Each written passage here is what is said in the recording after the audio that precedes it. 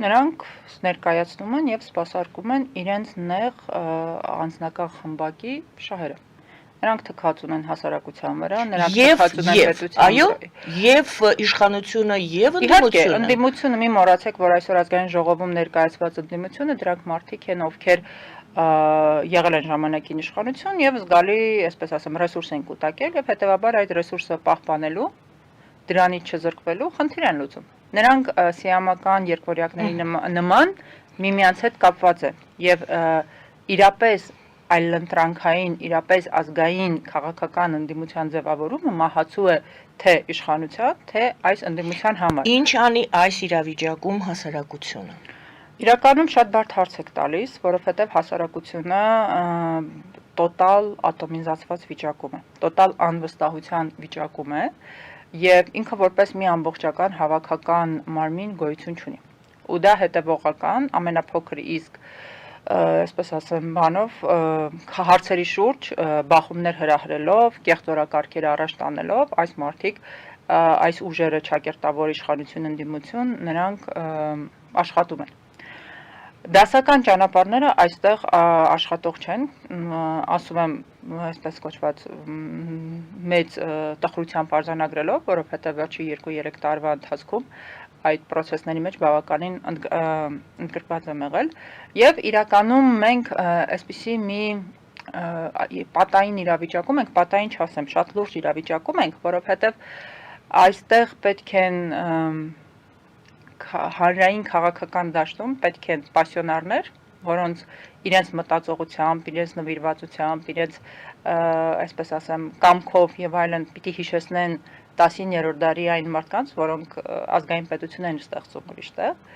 բայց 21-րդ դարում 19-րդ դարի գործիքները, որոնցով այդ մարդիկ ստեղծում էին պետությունները, այսպես ասեմ, քաղաքական վերնախավ էին ձևավորում, իշխանություն էին վերցնում, պատասխանատվություն էին վերցնում, մարդկանց հոգեբանությունը եւ գործիքները 21-րդ դարի համար չափազանց հնացել են։ Եվ քանի որ հայությունը ժամանակին 19-րդ դարում, երբ որ ամբողջ աշխարհը գնում էր բնական ազգային պետության ստեղծման ճանապարհով եւ այդ գործը չի կատարել,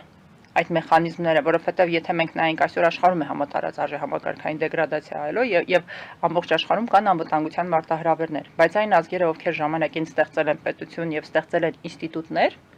եւ փորձել են մի փոքր սահմանափակել մարդկան, այսպես ասեմ, անհատի դերը, նրանք մի քիչ ավելի պաշտպանված իրավիճակում են։ Կան ինստիտուտներ, որոնք շարունակում են աշխատել եւ որոնք ապահովում են այդ ազգերի գոյությունը։ Մենք ժամանակին այդ խնդիրը չենք լուծել։ Այսօր մենք չունենք որևէ ինստիտուտ, բայց մեր հասարակությունը ի տարբերություն, ել եմ ասում, նույն 19-րդ դարի եւ 20-րդ դարասկզբի հանրության ինքը 21-րդ դարի պոստմոդեռնիստական հասարակությունն է, որին հետ խոսել գաղափարական դաշտում, մեծամասնության մասին է խոսքս, իրենց հետ խոսել գաղափարների մասին, երբ որ ամենտեղ էկրաններից այդ պարտադրվում այդ սպառողական հոգեբանությունը, այդ ամեն կերպ նյութական առումով լավ ապրելու այդ քարոզը, եւ մարդիկ պիտի դման հոգեբանության մարդիկ լուծեն այն խնդիրները, որը ի վիճակի են լուծել 19-րդ դարի երկրորդ կես եւ 20-րդ դարասկզբի, ասենք, մարդիկ, իրականում մենք այսպիսի շատ լուրջ բախման մեջ ենք եւ ես անկեղծ ասեմ, այս հարցի շուրջ շատ եմ մտածում, որովհետեւ դասական ճանապարհները քաղաքական ինքնակազմակերպում, որով մենք պատկերացնում ենք, որ պիտի գնանք, ցավոք սրտի չեն գործում եւ չեն գործում մի քանի տարբեր պատճառներով։ Հիմնականը դա քաղաքականության շուրջ ունեցած մեր չափից դուրս պարզունակ կենցաղային պատկերացումներն են։ Մենք քաղաքականությունը շատերը մի մասը դա նույնացնում է բիզնեսի հետ, մարդիկ ովքեր գալիս են բիզնես ոլորտից, մարդիկ ովքեր գալիս են տեխնոլոգիական ոլորտից, բարձր տեխնոլոգիաների, իրենք նույնացնում են ստարտափերի հետ, դա դեռևս այսպես ասեմ, կրթված զանգվածի մասին է խոսքը, մարդիկ ովքեր չունեն այդ բավականաչափ ինտելեկտուալ մակարդակը, նրանք նույնացնում են բակի հետ, այսինքն մի այսպիսի խառնաշփոթի մեջ ենք մենք գտնվում։ Եվ քանի որ յուրաքանչյուր օր էկրաններից ավելի է խորացվում այդ ատոմացումը, այդ դասական մեթոդները, դասական ճանապարհը, որով անցել են մնացած ազգերը, էվոլյուցիոն ճանապարհով, մեր դեպքում դրանք չեն աշխատում։ Հետևաբար հիմա իրոք անկեղծ եմ ասում, այդ փնտրտուքի մեջ ենք եւ ուզում ենք հասկանալ, թե ինչպես կարելի է 21-րդ դարի պոստմոդեռնիստական մտածողություն եւ հոգեբանություն ունեցող մարդուն համոզել կամ ներգրավել մի գործընթացի մեջ, որը պիտի հանգեցնի ազգային պետության ստեղծմանը, որովհետև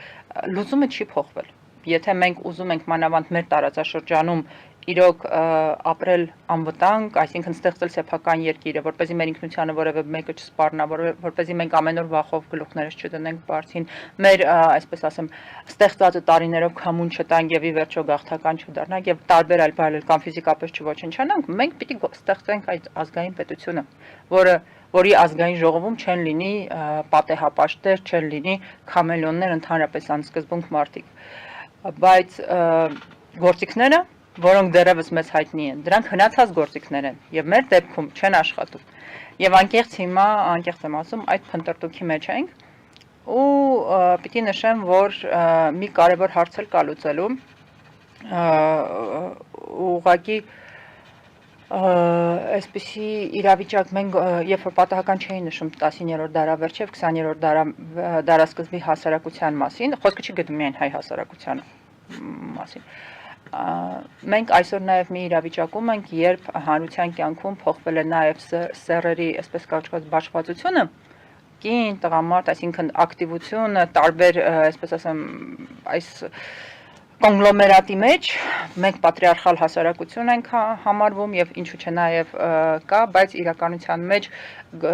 տեսնում ենք, որ մանավանդ վերջին տարիներում կանանց շատ ավելի ակտիվ են, շատ ավելի նախաձեռնող են, իրենց վրա շատ ավելի են աշխատում եւ այսինքն այսպիսի մի խառնամբոխային իրավիճակում ենք ու անկեղծ եմ ասում հիմա այդ փնտրտուքների, այդ լուծումների մեջ ենք, որովհետև ցավոք սրտի վերջի 3 տարվա իմ տարբեր փորձերներ ցույց տվեցին, որ դասական ճանապարհով լուծումներ չկան, բայց երևի այդ գիտակցումը անհրաժեշտ է, որպեսզի հասկանանք, որ այս ծայրահեղ ծանր վիճակում, որում հայտնվել ենք, իրոք պետք են ոչ ստանդարտ եւ լուծումներ, որովհետև ստանդարտ լուծումների համար մեր հասարակությունը չափից դուրս փոխված։ Եվ որպեսզի պարզ լինի, թե ինչի մասին եմ խոսում, այս թեմայով շատ զրույցներ ենք ունեցել տարբեր մարդկանց հետ, ինձ շատ ավելի գիտակ եւ ինչու՞ չէ նաեւ փորձառու ու նրանցից մեկը մի շատ հետաքրքիր օրինակ բերեց, ասեց մենք շատ ենք սիրում մեզ համեմատել Իսրայել պետության հետ, բայց ու ասեց ես համոզված եմ, որ եթե Իսրայելը 40-ականների վերջին չլուծեր, այսինքն այդ իր պատմության առաջի 20 տարիների ընթացքում շատ մեծ զրկանքների գնով չստեղծեր սեփական ազգային պետությունը, շատ մեծ հարցական է, թե այդ նույն մեր կողմից այսպես ասեմ, գովերքված հրեա ժողովուրդը առհասարակ եթե լիներ պոստմոդեռնիստական մտածողությամբ հանրություն կկարողանար այդ խնդիրը լուծել, թե չէ։ Այսինքն մենք ուշացել ենք դասական ճանապարհով ազգային պետություն ստեղծելու հնարավորությունից։ 91 թվականին մեզ տրվել էր եզակի հնարավորություն, ֆանտաստիկ հնարավորություն, որովհետև մենք զրոյից չէինք սկսում։ Մենք ունեինք պատրաստի երկիր, արդյունաբերական, գիտատնտեսական, հսկայական պոտենցիալով։ Մենք կարողացել էինք մեզ պարտադրված պատերազմում հաղթել եւ լուծել մեր կենսատարածքի հարցը, մինիմալ կենսատարածքի հարցը։ Մենք դարձել էինք Արցախով մենք նաև տարածաշրջանային գործոն էինք եւ համապատասխան քաղաքական մտքի արկայության դեպքում եւ քաղաքական կամքի արկայության դեպքում իրոք նվազագույն զրկանքների գնով մենք այսօր կարող էինք լինել բոլորովին այլտեղ։ Բայց մենք այդ ամենը մսխեցինք, այսօր հայտնվել ենք այդ անդունդի մեջ եւ մենք տեսնում ենք, որ Հայաստանի քաղաքական դաշտի անունից այսպես կոչված հանդես եկող մարդիկ եւ ուժերը խաչ են քաշել այս պետության վրա, նրանք համարում են, որ հայ ազգը սեփական պետություն ունենալու ներուժ չունի, հետեւաբար պետք է հնարավորինս շատ պոկել, այսպես ասեմ, գրփել, օգտվել պետության ռեսուրսներից, ինչքան հնարավոր են լցնել գրպանները, որովհետեւ մեկ է վաղ թե ուշ այսպես ավարտվելու։ Մենք դրա անալոգիան էլ ունենք, բոլորը պատմում են, որ 20-23 թվականները Արցախում թալանի չափերը